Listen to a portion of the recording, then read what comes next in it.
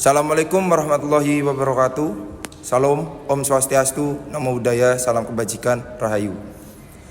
Di sini kami sebagai kelompok 3 akan memaparkan dan menjelaskan tentang lembaga penunjang yang bernama KPK atau lebih tepatnya Komisi Pemberantasan Korupsi, guna memenuhi tugas KAS mata kuliah Hukum Tata Negara yang diimban oleh Bapak Tommy. Sebelum kita masuk pada pemaparan, terlebih dahulu kita akan memperkenalkan diri anggota kita masing-masing. Yang pertama, saya bernama Binur Paradiansah Jananto dengan NIM 13 12 300 154. Saya Maisa Darar Ageng Mujadid dengan NIM 1312 300 165. Saya Tricaya Kusumo dengan NIM 13123 00 167. Saya Tina Fitran Tias dengan NIM 1312300 163. Saya Rika Rismaleni Pujakesuma dengan NIM 1312 300 166. Setelah perkenalan, kita akan memaparkan beberapa poin-poin pada hari ini. Yang pertama ada pengertian dan sejarah KPK. Yang kedua ada dasar hukum KPK. Yang ketiga ada fungsi. Yang keempat ada peran. Dan yang lima kesimpulan. Baik, yang pertama kita akan masuk kepada materi apa sejarah dan apa pengertian KPK yang akan disampaikan oleh teman saya.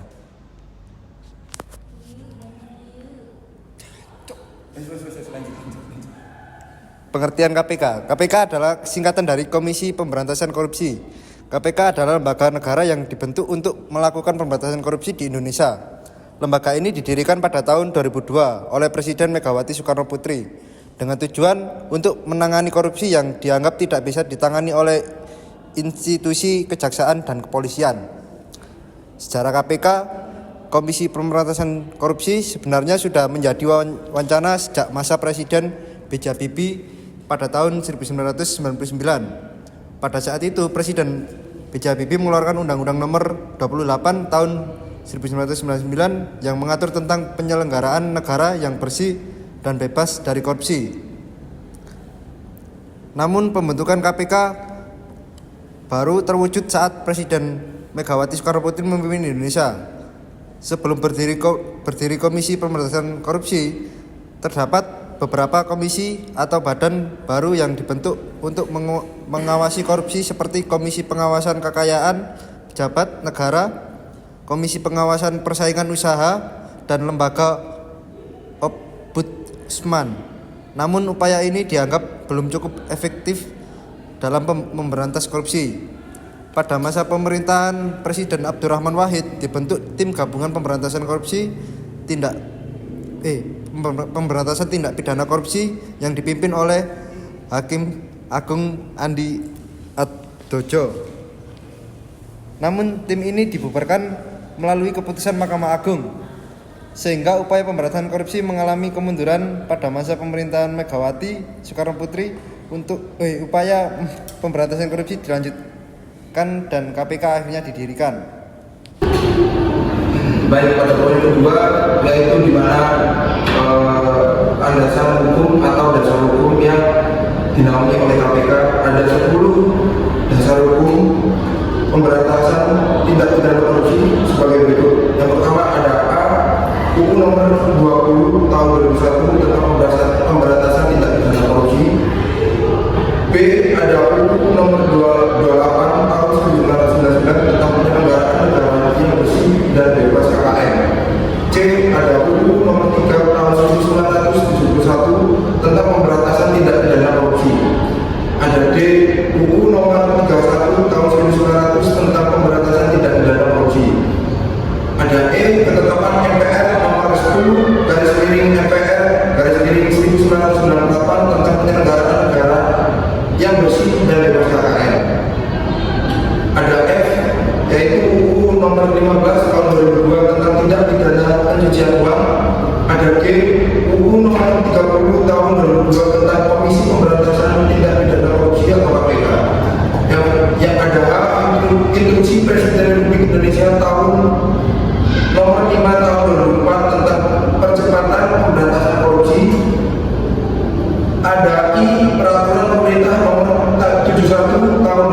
tentang tata cara pelaksanaan peran serta masyarakat dan pemberian penghargaan dalam pencegahan dan pemberantasan tindak pidana korupsi. Ada C.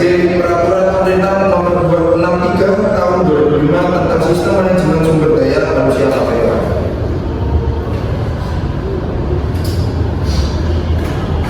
Selanjutnya saya akan menjelaskan fungsi KPK. Fungsi KPK yaitu untuk memerangi korupsi yang ada di Indonesia. KPK kalau tidak dipertahankan, korupsi akan tidak berhenti dan korupsi semakin berkembang. Maka korupsi ini punya peran sangat penting di Indonesia untuk menjaga kestabilan ekonomi keuangan negara. Sedangkan di Indonesia itu banyak kasus korupsi yang sangat merugikan negara karena pejabat Indonesia itu mementingkan diri sendiri tanpa memikirkan rakyat lainnya, sehingga menggunakan cara yang salah dan melanggar hukum. Oleh karena itu KPK harus dipertahankan guna untuk meningkatkan kapasitas penegakan hukum dan serta menerapkan semua pasal Undang-Undang Tipikor dan menjaga eksistensi KPK dan guna untuk mencegah mengurangi korupsi-korupsi yang ada di Indonesia. Selanjutnya peran KPK dalam proses penegakan hukum di Indonesia. Yang pertama, pencegahan korupsi. Komisi Pemberantasan Korupsi mengawasi pemerintah dan lembaga publik untuk mencegah korupsi serta mengedukasi masyarakat tentang korupsi. Yang kedua, penyelidikan dan penyidikan. KPK menyelidiki kasus korupsi termasuk penyadapan, penggeledahan, dan pemeriksaan serta mengumpulkan bukti. Yang ketiga, penuntutan. Komisi Pemberantasan Korupsi menuntut pelaku korupsi ke pengadilan dengan dukungan tim jaksa yang ahli. Yang keempat, penguatan pengadilan. Komisi Pemberantasan Korupsi berperan dalam proses persidangan dan memberikan bantuan hukum kepada korban korupsi. Yang kelima, pengawasan putusan. KPK memantau pelaksanaan hukuman dan pengumpulan hasil korupsi. Selanjutnya kesimpulan bahwa Komisi Pemberantasan Korupsi KPK telah mengalami kemunduran atau perubahan independensi sejak perubahan Undang-Undang KPK melalui Undang-Undang Nomor 19 Tahun 2019 yang memasuki KPK ke dalam penuh kekuasaan eksekutif. Penurunan ini disebabkan oleh berbagai pengaturan yang mengurangi independensi KPK, seperti pengangkatan dan pemberhentian komisioner yang tidak independen, kekuatan penyelidik dan penuntutan yang berkurang, serta penanganan operasional yang tidak independen. Lalu menurut kelompok kami, untuk memperbaiki pemberantasan korupsi, KPK harus dibuatkan sebagai lembaga negara yang independen. Dan pemerintah serta BPN harus menunjukkan komitmen dengan mengembalikan independensi KPK dan memenuhi kebutuhan sumber daya yang cukup. Selain itu, struktur KPK juga perlu ditinjau kembali untuk mengurangi birokrasi dan potensi regenerasi tugas. Komisi Pemberantasan Korupsi KPK harus tetap dipertahankan karena perannya sangat penting dalam memberantas korupsi Indonesia. Pembubaran KPK hanya akan membuat upaya pemberantasan korupsi mengalami kemunduran dan memberikan ruang bagi pelaku korupsi untuk beroperasi dengan lebih leluasa. KPK telah menunjukkan efektivitasnya dalam menangani kasus-kasus korupsi yang besar dan kompleks, serta berperan dalam pencegahan dan edukasi anti korupsi. Selain itu, KPK harus terus berbuat dan didukung untuk meningkatkan kapasitas penegakan hukumnya dan menerapkan semua pasal pidana korupsi yang diatur dalam undang-undang. Dengan demikian, KPK dapat terus menjalankan fungsi dan wewenangnya dengan lebih efektif, menjaga integritas pemerintahan, serta melindungi kepentingan rakyat dari praktek korupsi yang merugikan.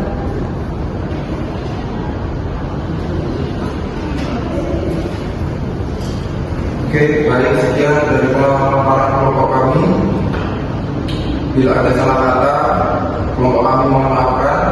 Kami tahu kelompok kami belum bisa menggunakan tugas yang diimban. Kami mohon maaf. Wabillahi taufiq wal hidayah. Assalamualaikum warahmatullahi wabarakatuh.